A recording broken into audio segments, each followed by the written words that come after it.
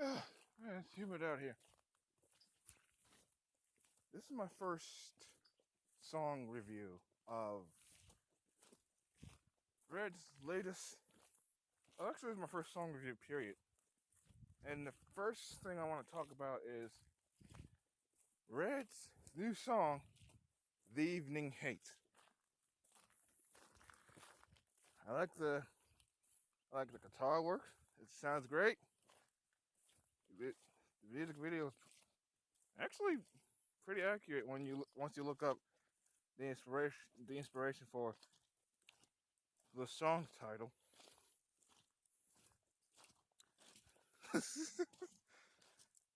but but there are a few problems I have with it. I mean, the overall song, the music was great, but the mixing was not as strong.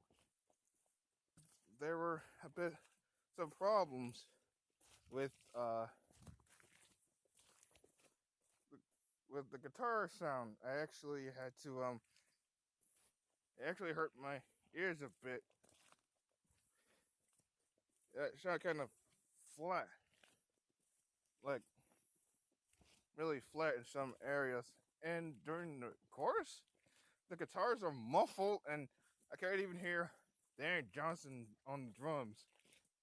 I mean, in the video, you can tell he's playing the drums, but I can't hear a single thing. I actually had to use an equalizer for some of it.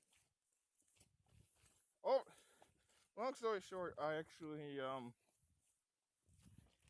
think everything about it was great except for the mixing. The drums are quiet, but I can still hear them.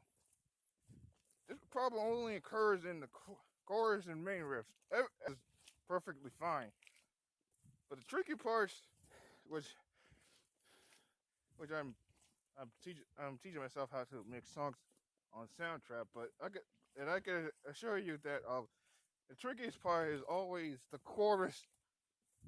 Is always mixing the vocals are fine. The trickiest part for pretty much anyone mixing a song is always going to be the chord, all the other instruments aside from your usual guitar, bass, and drums. I know, and I can, and you can tell in some areas. I know some people like it, and I like it too. It's actually one of my all-time. It's actually, I actually press the like button on the actual song. It was like, hey, Red doing what they do best. And let's be honest, they're one of the last lines of hard rock, because rock music tends to lack atmosphere. Either screaming like they're crazy, or singing like they're still in high school as a freshman. Then there's a hard rock that try way too hard to be without telling a coherent story. And then there are some bands that change their style completely because they want to experiment. Red's not like that. Red not only do they experiment, but they stay true to what made them popular in the first place. And you can easily hear that in the evening. Hey, all right, I'm gonna break down. Oh man, this is definitely my first time reviewing this. I'm gonna break down my top three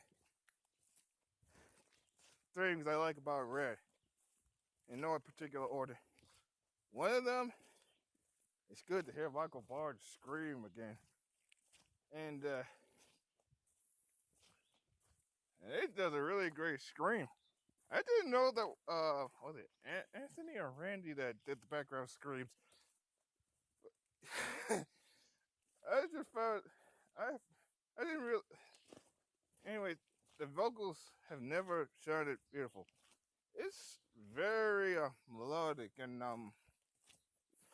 powerful. You can hear every emotion. The lyrics are surprisingly a lot better than I thought it would be, and I was expecting a really a great song for Red, and they were a lot better than I thought they'd be. I already thought they were going to be great. Another thing that I pretty much threw everyone off was that breakdown.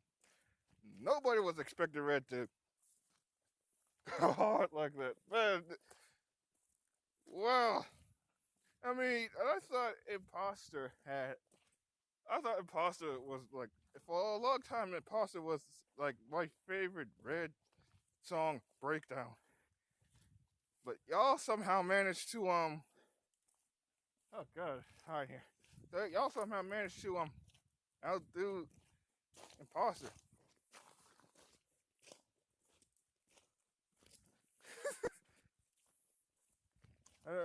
Number 3 is, what was the third thing I really liked about the song?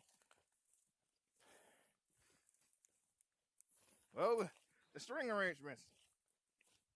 Normally, I get a little bad whatever programmed strings I use because they don't have nearly the same amount of what is the word I'm looking for? Soul as like actual violins. And I looked in the description of the song and looked under like personnel or whatever, and these actual violas, and violins, and then I saw the name David Davis.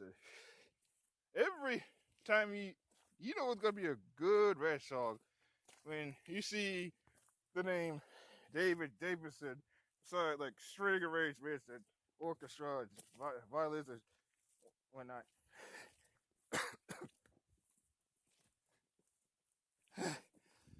And yeah, they knocked out the part there. It was a lot. It was eerie. It was beautiful, and it was aggressive. Now my personal pet peeves. My top 3 personal pet peeves. Like I said, the guitars don't feel all stretched out. They kind of hurt my ears when they're like a certain wavelength.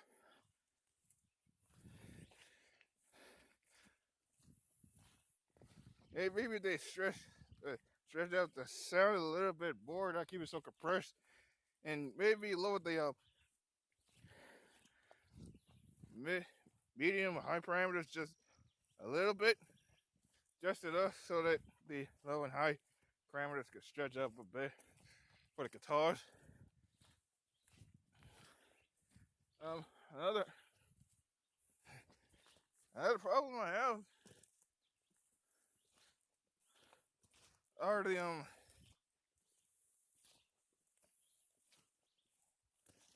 another problem I have is actually not Red's fault. It's just what they do.